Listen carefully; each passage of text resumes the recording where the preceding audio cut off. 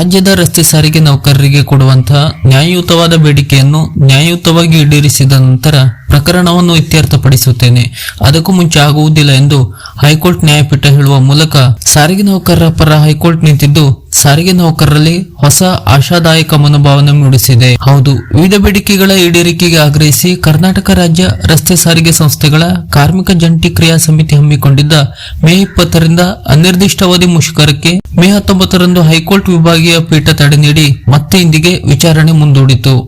ಸಾರಿಗೆ ನೌಕರರ ಮುಷ್ಕರದ ಹೋರಾಟಕ್ಕೆ ಹೈಕೋರ್ಟ್ನಲ್ಲಿ ತಡೆ ಹಿಡಿದಿರುವ ಪ್ರಕರಣಕ್ಕೆ ಸಂಬಂಧಿಸಿದಂತೆ ಈ ದಿನ ನ್ಯಾಯಾಲಯದ ಕೋರ್ಟ್ ಹಾಲ್ನಲ್ಲಿ ಪ್ರಕರಣ ವಿಚಾರಣೆಗೆ ಬಂದಿದ್ದು ಸಮಯ 1:15 ಗಂಟೆಗೆ ವಿಚಾರಣೆಗೆ ಬಂದಿದ್ದು ಸರ್ಕಾರಿ ವಕೀಲರು, ಕೆಎಸ್ಆರ್ಟಿಸಿ ಪರವಾದ ವಕೀಲರು ನ್ಯಾಯಕ್ಕಾಗಿ ಹಾಜರಾಗಿ ಸವಿಸ್ತರವಾದ ವಾದವನ್ನು ಮಂಡಿಸಿದರು.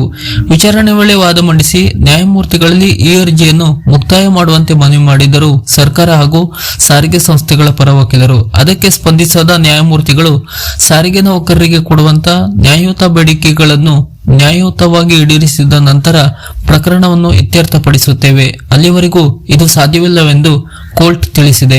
ಅಲ್ಲದೆ ಮೇ 25ರಂದು ಕಾರ್ಮಿಕ ಇಲಾಖೆಯಲ್ಲಿ ನಡೆಯಲಿರುವ ರಾಜ್ಯ ಸಂಧಾನ ಸಭೆಯಲ್ಲಿ ಸಮಸ್ಯೆ ಬಗೆಹರಿಸಿಕೊಳ್ಳಲು ನ್ಯಾಯಮೂರ್ತಿಗಳು ನಿರ್ದೇಶನ ನೀಡಿದರು.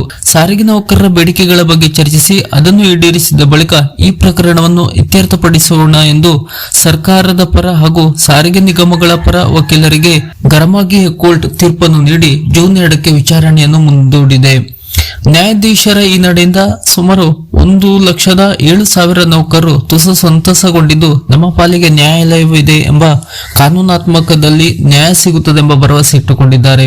ಈಗಾಗಲೇ ಸಾರಿಗೆ ನೌಕರರಿಗೆ 12.5% ವೇತನ ಹೆಚ್ಚಳ ಮಾಡಲಾಗಿದೆ. ಜೊತೆಗೆ 26 ತಿಂಗಳ ಹಿಂಬಾಕಿಯನ್ನು ಕೂಡ ನೀಡಲಾಗಿದೆ. ಆದರೆ ವೇತನ ಪರಿಷ್ಕರಣೆ ಹಾಗೂ ಹಿಂಬಾಕಿ ವೇತನ ಕಾನೂನುಬದ್ಧವಾಗಿ ನಮ್ಮ ಕೈ ಸೇರಿಲ್ಲ ಅಂತ ಅಸಮಾಧಾನಗೊಂಡಿರುವ ನೌಕರರು ನ್ಯಾಯಬದ್ಧವಾಗಿ ಬರಬೇಕಿರುವುದನ್ನು ನಮಗೆ ಕೊಡಿ ಎಂದು ಪಟ್ಟು ಹಿಡಿದಿದ್ದಾರೆ. ಆದರೆ ನಮಗೆ 38 ತಿಂಗಳ ಹಿಂಬಾಕಿ ವೇತನ ಬರಬೇಕು. ಈಗಾಗಿರುವ ವೇತನ ಪರಿಷ್ಕರಣೆಯಿಂದ ನಮಗೆ ಅನ್ಯಾಯವಾಗಿದೆ, ಇದನ್ನು ಸರಿಪಡಿಸಿಕೊಡಿ ಎಂದು ಸಾರಿಗೆ ನೌಕರರು ಪಟ್ಟು ಹಿಡಿದಿದ್ದು ಮುಷ್ಕರಕ್ಕೆ ಮುಂದಾಗಿದ್ದರು. ಆದರೆ ನೌಕರರಿಗೆ ಕೊಡಬೇಕಿರುವುದನ್ನು ಕೊಡದೆ ಸರ್ಕಾರ ಮತ್ತು ಸಾರಿಗೆ ಆಡಳಿತ ಮಂಡಳಿ ಎಸ್ಮಾ ಜಾರಿ ಮಾಡುವ ಬೆದರಿಕೆ ಹಾಕುವ ಜೊತೆಗೆ ಈಗ PIL ಹಾಕುವ ಮೂಲಕ ನೌಕರರ ನ್ಯಾಯಯುತ ಬೇಡಿಕೆಗಳನ್ನು ಈಡೇರಿಸದೆ ಯಾಮಾರಿಸಿಕೊಂಡು ಕಳೆದ 5 ವರ್ಷಗಳೆಂದು ಬರಲಾಗುತ್ತಿದೆ. ಈ ಬಗ್ಗೆ ಮಾಧ್ಯಮಗಳು ಕೂಡ ನೌಕರರಿಗೆ ಅವರ ಹಕ್ಕುಗಳನ್ನು ಕೇಳಲು ಕೋರ್ಟ್ ಬಿಡುತ್ತಿಲ್ಲ. ಹೀಗಾದರೆ ಅವರು ತಮ್ಮ ಬೇಡಿಕೆಗಳನ್ನು ಈಡೇರಿಸಿಕೊಳ್ಳುವುದು ಹೇಗೆ ಎಂದು ನ್ಯಾಯಾಲಯಕ್ಕೆ ಮನವರಿಕೆ ಮಾಡುವ ಪ್ರಯತ್ನವನ್ನು ಮಾಡಲಾಗಿದೆ.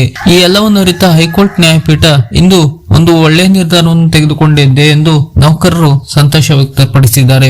ಇನ್ನು ಸರ್ಕಾರ ಹಾಗೂ ಸಾರಿಗೆ ನೌಕರರ ಸಂಘಟನೆಗಳ ಜೊತೆಗೆ ಈಗಾಗಲೇ ಸಿಎಂ ಜೊತೆ ಚರ್ಚೆ ನಡೆಸಿದ್ದು ಅದರಲ್ಲೂ ಕೂಡ ಹಿಂಬಾಕಿ ವೇತನ ಹಾಗೂ ವೇತನ ಪರಿಷ್ಕರಣೆಯಲ್ಲಿ ಆಗಿರುವ ದೋಷ ಸರಿಪಡಿಸಲು ಸಿದ್ದರಾಮಯ್ಯ ಒಪ್ಪಿಗೆ ನೀಡಿಲ್ಲ. ವೇತನ ಪರಿಷ್ಕರಣೆ ವಿಚಾರದಲ್ಲಿ ಒಮ್ಮತದ ನಿರ್ಧಾರ ಬಾರದಿರುವುದರಿಂದ ಸಾರಿಗೆ ನೌಕರರು ಮುಷ್ಕರ ಮಾಡಲು ನಿರ್ಧರಿಸಿದ್ದು ಇತ್ತ ಹೈಕೋರ್ಟ್ನಲ್ಲಿ PIL ಹಾಕಿ ಅತಂತ್ರ ಮಾಡಲಾಗುತ್ತಿದೆ. ಅಂದರೆ ಮುಷ್ಕರ ಮಾಡದಂತೆ ಹೈಕೋರ್ಟ್ ತಡೆ ನೀಡುತ್ತದೆ. ಇದು ಸಾರ್ವಜನಿಕರ ಹಿತದೃಷ್ಟಿಯಿಂದ ಸರಿ ಇದ್ದರೂ ನೌಕರರ ಪಾಲಿಗೆ ಶಾಪವಾಗಿ ಪರಿಣಮಿಸುತ್ತಿದೆ. ಹೀಗಾಗಿ ನೌಕರರು ಹತಾಶರಾಗಿ ಮುಂದೆ ದಾರಿ ಕಾಣದೆ ಕಷ್ಟದಿಂದ ದಿನ ದೂಡುತ್ತಿದ್ದಾರೆ.